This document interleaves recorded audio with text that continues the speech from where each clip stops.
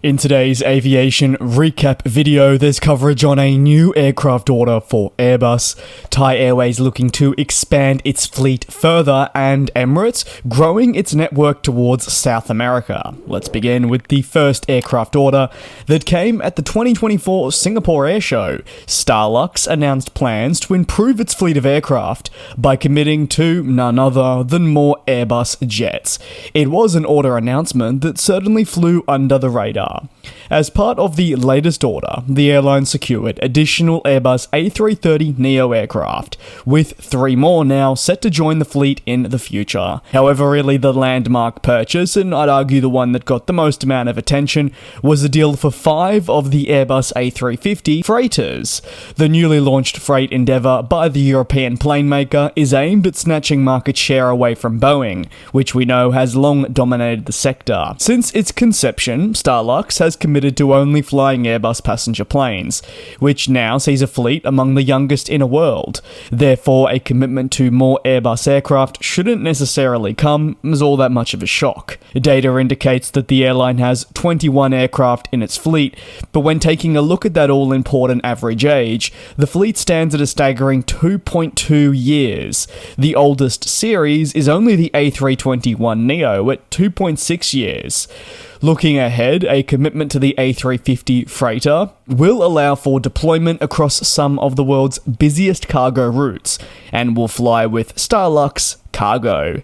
The A330neo deal, meanwhile, is considered to still be hugely important in allowing Starlux to continue with their ambition of having one of the youngest and the most efficient passenger fleets worldwide, and while it can only be viewed as an incremental deal, it'll still see the overall A330neo fleet grow from 4 to 7, which will therefore open up new possibilities for route connections. Airbus's newly announced A350F now receives another commitment, and this is in the form of a new customer before it officially enters service, and no doubt the plane maker should be happy with the performance of the aircraft so far.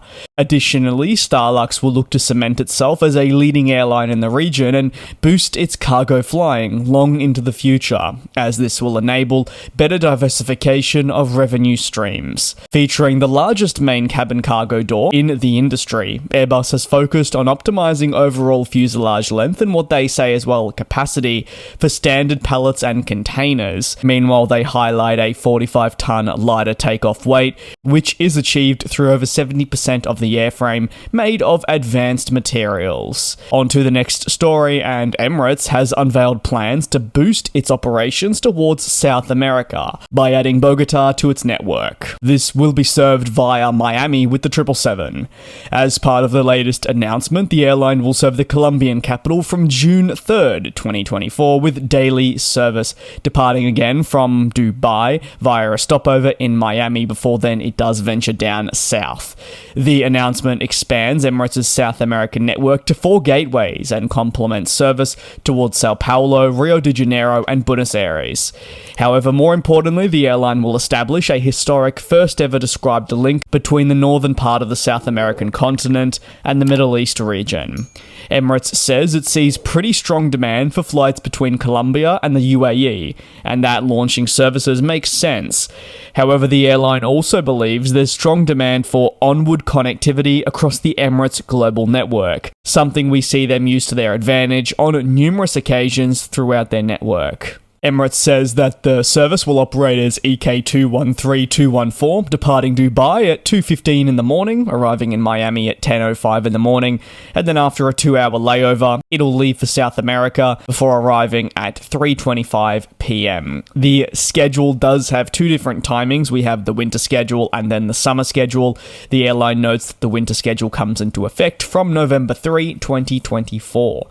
Emirates will take its Boeing 777-300ERs towards Bogota, featuring 352 seats across 3 cabins, making it a 3-class 777 with lie-flat business and first-class seats present, which really emphasizes the premium element of this service.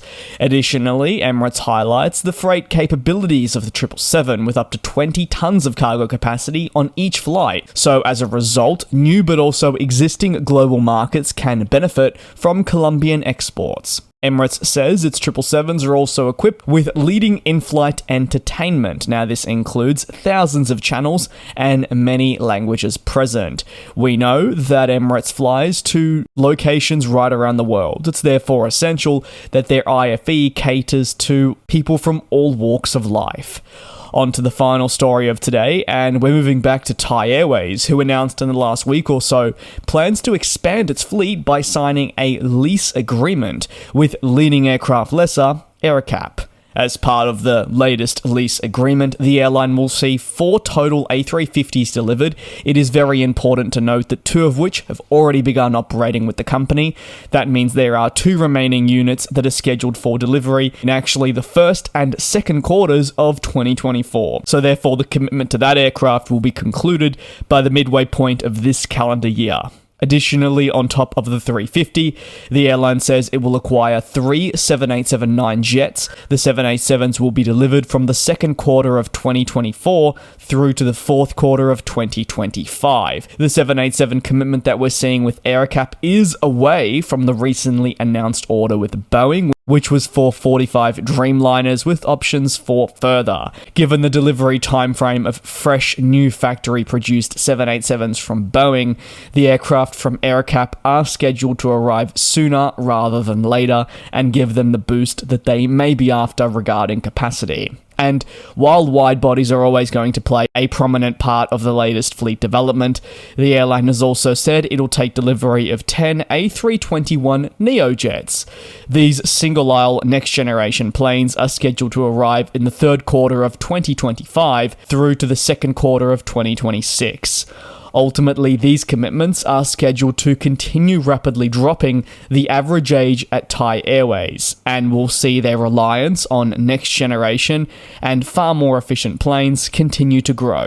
A relationship between AerCap and Thai Airways actually stretches to the mid-1990s, when the aircraft lessor provided several leading types to the company to enable it to grow to where it is today. Over the years, the pair have worked closely to monitor the platform the company offers, to improve, yes, the partnership, but also focusing on what Thai Airways is providing to its passengers and ensuring it is up to the highest standards. Today, AerCap is a leader in the global leasing market. It has over 300 customers right around the world, and a large bulk of the backlog for aircraft deliveries at leading manufacturers such as Airbus and or Boeing are actually taken up by AerCap and several other lessors. It highlights the importance of the leasing market within our industry, and while an order then may not have a customer associated for some time, they will eventually find a home and be hugely influential for the long term of these airlines. That's going to conclude today's aviation news recap. If you have any thoughts, you're more than welcome to drop it down below in the comments. Thank you very much for your support here on the channel. It certainly does mean a lot. Please do take care, do also be safe, and I will see you same place, same time tomorrow for more coverage on the aviation industry. And we'll fly.